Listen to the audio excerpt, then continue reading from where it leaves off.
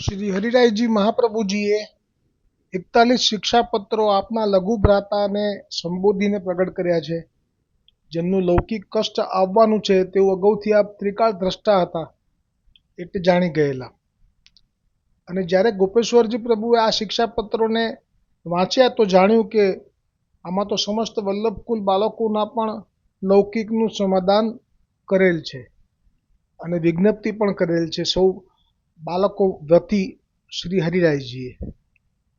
તેથી જ પછી શ્રી ગોપેશ્વરજીએ દરેકે દરેક શ્લોકના શબ્દાર્થ અને વિવેચન બાળકો માટે થઈને જ પ્રગટ કર્યા છે. તેથી જ શ્રી હરિરાયજી મહાપ્રભુજી કી જય હો, શ્રી ગોપેશ્વરજી પ્રભુજી કી જય હો, સમસ્ત વલ્લભકુલ પરિવાર કી જય હો. શિક્ષાપત્ર 31માં હવે આગળ 11મો શ્લોક. મૂળ શ્લોક સંસ્કૃતમાં પુષ્ટિ પ્રભુત્વાદસ્માકમ લૌકિકી પારલૌકિકી સર્વા ચિંતા હરેરેવ નિશ્ચિંતત્વમ વિભાવ્યતામ. શબ્દાર્થ: આપણી આ લોક સંબંધી તથા પરલોક સંબંધી સકલ ચિંતા પુષ્ટિ પ્રભુપણાથી હરિની જ છે, તેથી નિશ્ચિંતપણું વિચારવું. વિવેચન: અમારા પ્રભુ પુષ્ટ છે, તેથી પોતાની કૃપાથી પુષ્ટિમાર્ગીય વૈષ્ણવની, આમાં લખ્યું નથી ઉપર વૈષ્ણવની એટલે આચાર્ય બાળકો માટે છે, એટલે ફરી વાંચું. આપણા ઠાકોરજી એ નિધિ સ્વરૂપ છે, તેથી આપની કૃપાથી સર્વ આચાર્ય કુલ બાળકોની લૌકિક વૈદિક સર્વ ચિંતા દૂર કરશે એમ નિશ્ચય મનમાં રાખવો.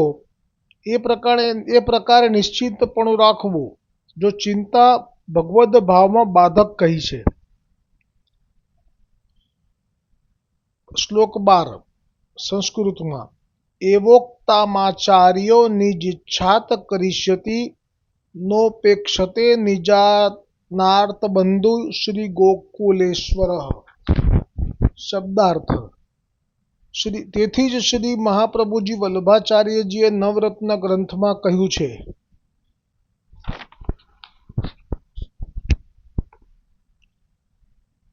કે પોતાની તથા પોતાના શરણે આવેલા દરેકની, આચાર્ય કુલ બાળક હોય કે વૈષ્ણવ હોય, તે સર્વની ઈચ્છાથી સર્વ કંઈ ભગવાન કરશે. દીનબંધુ શ્રી ગોકુલેશ્વર નિજ ભક્તોની કે નિજ શરણાગત આચાર્ય કુલ બાળકોની ઉપેક્ષા કરતા નથી. વિવેચન: ઉપર કહ્યું તે પ્રકારે નિશ્ચિંત થઈ પ્રભુની ઈચ્છા જાણવી અને નવરત્ન ગ્રંથમાં શ્રી મહાપ્રભુજી વલ્લભાચાર્યજીના વચનામૃત છે. સર્વેશ્વરસ્વ સર્વાત્મા નિજેચ્છાત કરિષ્યતિ. પ્રભુ શ્રી કૃષ્ણ જે સર્વના ઈશ્વર છે તથા સર્વના આત્મા છે, તે નિજ ઈચ્છાથી વિના માગે સર્વ સિદ્ધ કરશે જ. આર્ત દુઃખીજનોના બંધુ દીનબંધુ શ્રી ગોકુલેશ્વર શ્રી કૃષ્ણ નિજ જનની ઉપેક્ષા કરશે નહીં. અને 13મો શ્લોક. હરિ ઈચ્છા વિપરીતા અપી દાસ દુઃખાવલોકનાત અનુકંપા નિધાનત્વાર્ધેર પરિવર્તતે. શબ્દાર્થ: હરિની ઈચ્છા વિપરીત હોય તો પણ દાસનું દુઃખ જોવાથી તથા પોતે કૃપાના નિધાન છે તેથી તે વિપરીત ઈચ્છા પણ અનુકૂળ થઈ જાય છે. વિવેચન: પ્રભુની ઈચ્છા વિપરીત દેખાય છે તે તો જીવના અજ્ઞાનથી વિપરીત દેખાય છે. જેમ કે દાખલો લેવો હોય તો અત્યારે આ જે પત્ર જેને સંબોધીને લખવામાં આવ્યો છે, આ શ્લોક, એ ગોપેશ્વરજી પ્રભુના ભૌજી નાની ઉંમરે લીલા કરી ગયેલા છે. એટલે એ જે હરિની ઈચ્છા માનવી એવી વાત જ્યારે સ્વીકારવાની આવે તો એ જેમને માથે આવી આપત્તિ આવી પડી છે કે જે સેવામાં સાથે હતા, તેમને માથે જે હરિરાયજીને પધરાવેલા સ્વરૂપ છે વિઠ્ઠલનાથજી અને યમુનાજી, એમની સેવા છે. એટલે તો એ સેવામાં એ સાથે જે વહુજી હતા એ વહુજી લીલામાં પહોંચી ગયા નાની ઉંમરે, એટલે એમને જે સ્થિતિ ઉત્પન્ન થઈ સેવામાં, જે સંઘ હતો એ છૂટી ગયો. અને છતાં પણ હરિ ઈચ્છા માનવાની આવે તો એ તો જેને અનુભવ થાય એ સમજી શકે કે કેટલું અઘરું છે. એટલે તો અહીંયા એટલે તો આટલી બારીકાઈથી આપણે શ્લોકમાં કહ્યું હવે એમને ગોપેશ્વરજીને કે હરિની ઈચ્છા વિપરીત દેખાય છે આપણને, જેને માથે આવે છે આવું દુઃખ એને, તે તો જીવના અજ્ઞાનથી જ વિપરીત દેખાય છે. પ્રભુ વિપરીત દુઃખ બતાવીને પણ અંતે તો ભક્તનું સુખ જ ઈચ્છે છે. એટલે કે ભલે ગોપેશ્વરજીને એવું લાગ્યું છે કે મારા બહુજી નાની ઉંમરમાં લીલા કરી ગયા, તો હરિની કે આવી ઈચ્છા કેવી કહેવાય?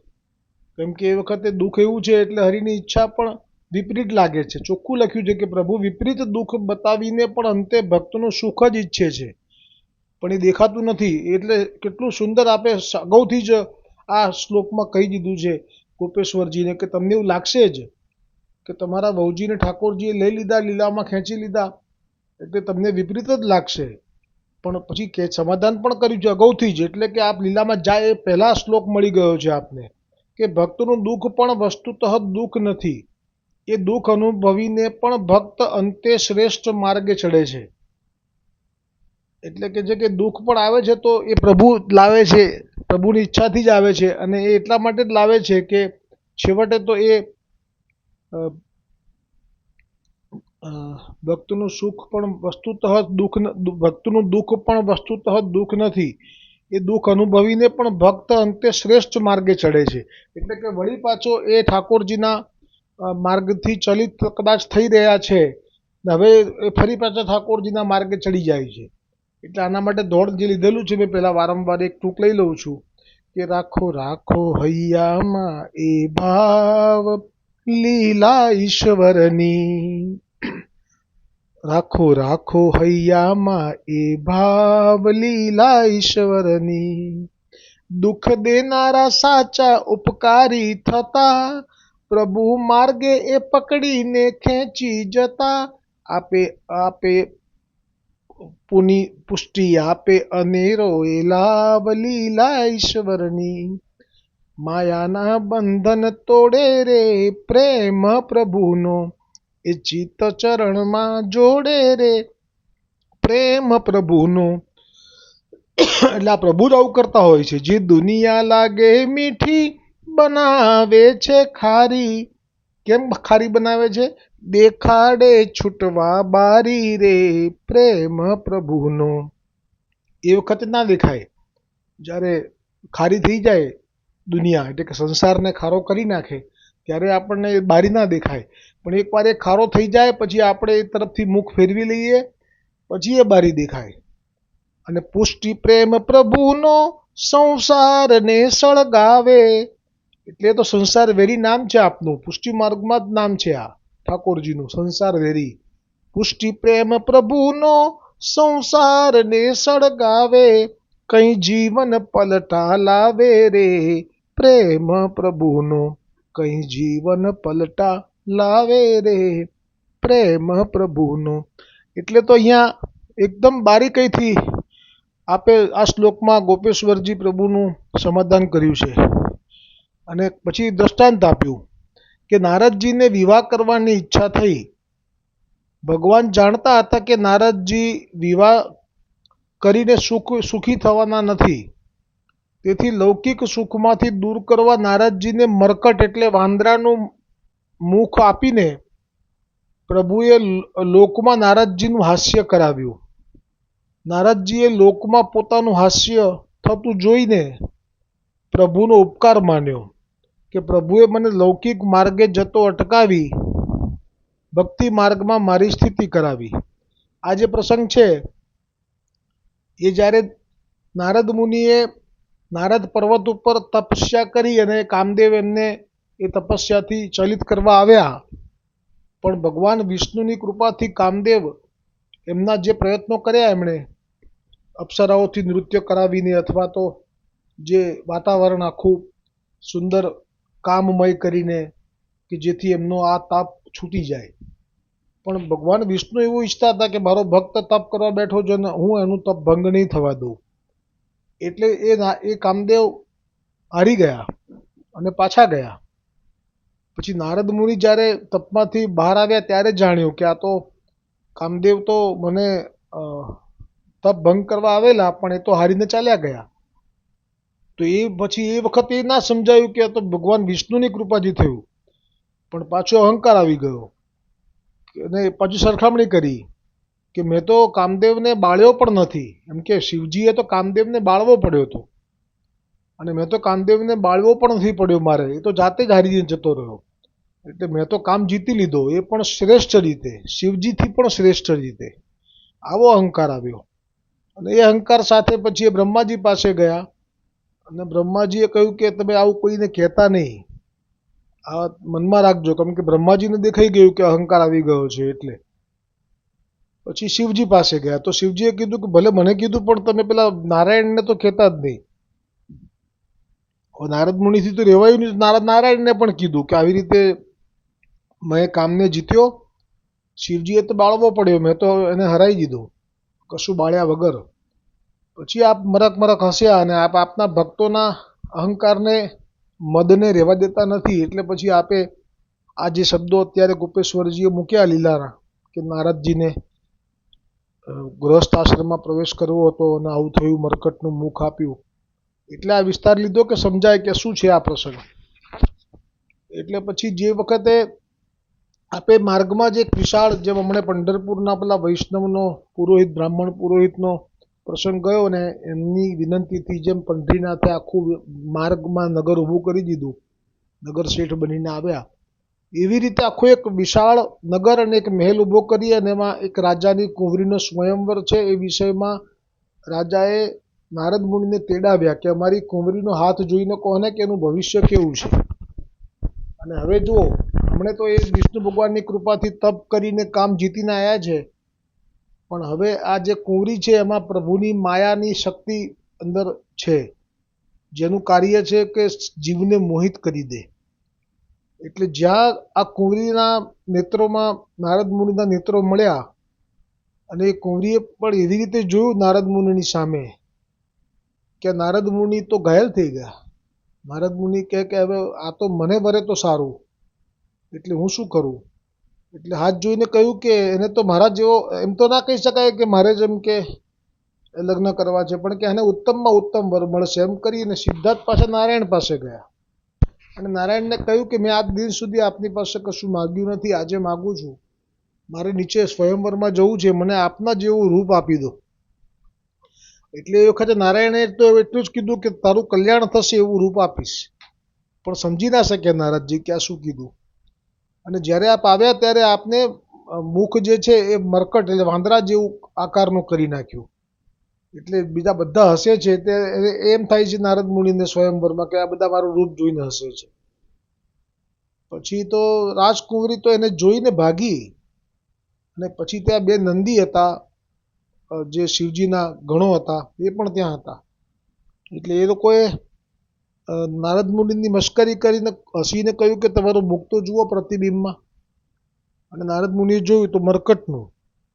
એટલે શરૂઆતમાં તો એમણે શ્રાપ જ આપી દીધો નારાયણને કે જીવન ભરનો કપટી તું નારાયણો રે, જીવન ભરનો કપટી તું નારાયણો રે, એમ કરીને આગળ એવા શ્રાપ આપ્યા કે જેમ મને પણ પત્નીથી વિયોગ કરાવ્યો એમ તને પણ પત્નીથી વિયોગ થશે. અને તે જે મારું મુખ મરકટનું કર્યું તો તારે મરકટના મુખવાળા જે સેવકથી એ તારી પત્ની તને પાછી મળશે. આવા બે શ્રાપ આપ્યા. પછી એકદમ એમને માયા સંકેલી લીધી ઠાકોરજીએ. એટલે એમને ભાન થયું કે મેં આ શું કર્યું, આ તો મારા કલ્યાણ માટે કર્યું હતું, કે જેથી હું સંસારમાં પડી અને મારી ગતિ લૌકિક ના થઈ જાય. એટલે અહીંયા ગોપેશ્વરજી આ દ્રષ્ટાંત આપે તો સમજી લીધું કે આ મારા હિતમાં થયું છે, મારા ઘરમાં જે મારા વહુજી લીલા કરી ગયા છે એ મારા માટે જરૂરી હતું, હિતમાં હતું. એની અંદરની વાત બહુ નથી કરી, પણ આવશે તો પણ થોડો ઘણો અરસાર તો આવશે. એ કહેશે, ગોપેશ્વરજી જ કહેશે, કારણ કે એ જ કહી શકે ને, અનુભવ તો આપને જ હતો ને. એટલે લૌકિક સુખમાંથી દૂર કરવા નારદજીને મરકટનું મુખ આપીને પ્રભુએ લોકમાં નારદજીનું હાસ્ય કરાવ્યું. નારદજીએ લોકમાં પોતાનું હાસ્ય થતું જોઈ પ્રભુનો ઉપકાર માન્યો કે પ્રભુએ મને લૌકિક માર્ગે જતો અટકાવી ભક્તિ માર્ગમાં મારી સ્થિતિ કરાવી. જીવ લૌકિકમાં સુખમાં અભિલાષા રાખે પણ વસ્તુતઃ લૌકિક સુખ નથી, બંધનકારક છે. તેથી પ્રભુ પોતાના ભક્તોને બંધનકારક લૌકિક સુખ કદાપી સિદ્ધ કરતા જ નથી. પ્રભુ તો સંસાર વેરી હોઈ સંસાર સુખમાંથી લૌકિક સુખમાંથી ભક્તને દુઃખ બતાવીને નિવૃત્ત કરે છે. એટલે જે લૌકિક પ્રવાહી સૃષ્ટિ છે એમને તો જેમ જોઈએ એમ આપે રાખે છે, પણ પોતાના ભક્તોને નથી આપતા. એટલે કોઈ નથી કહેતા કે આ આટલું ભક્તિ કરે છે, આટલું દુઃખ કેમ આવે છે. એનું અહીંયા રહસ્ય પ્રગટ કર્યું. ભાગવતજીમાં પણ કહ્યું છે, 10મો સ્કંદ 88મો અધ્યાય 8નો 9મો શ્લોક છે. એમાં પણ ભગવાનને કોઈએ કહ્યું કે જે એમ કે મહાદેવજીની ભક્તિ કરે છે એમને તો ઐશ્વર્ય મળે છે, જેમ કે રાવણ છે વગેરે, અને આપની ભક્તિ કરે છે એમને કેમ આટલું બધું કષ્ટ પડે છે. એટલે પછી કહ્યું ભગવાને કે મારી ભક્તિમાં તો હું એમનું બધું સર્વસ્વ છીનવી લઉં છું, પછી એમને વારંવાર એમને નિષ્ફળ કરી નાખું છું. આ ઠાકોરજીના શબ્દો છે. આ સંવાદ દ્વારકાધીશજીનો અને યુધિષ્ઠિરજીની વચ્ચે છે. નારદ મુનિ કહી રહ્યા છે. અને વારંવાર એને એના લૌકિકમાં નિષ્ફળ કરતો રહું છું. છેવટે નિરાશ થઈ જાય, હારી જાય, ત્યારે હું એને મારા ભક્તોનો સંગ આપું છું અને પછી મારી ભક્તિનું દાન કરું છું કે જે ક્યારે પણ નાશ પામતી નથી. અને પછી એને ક્યારે પણ લૌકિક માટે મન થતું પણ નથી. મારી ભક્તિનો સ્વાદ ચાખી લે. એટલે જ એક દોડ છે કે હરિરસ લાગ્યો રે હો મીઠો, એવો રસ કદી નવ દીઠો, બીજા રસ તો કડવા ખાટા, પીતા આવે પરિણામ માઠા.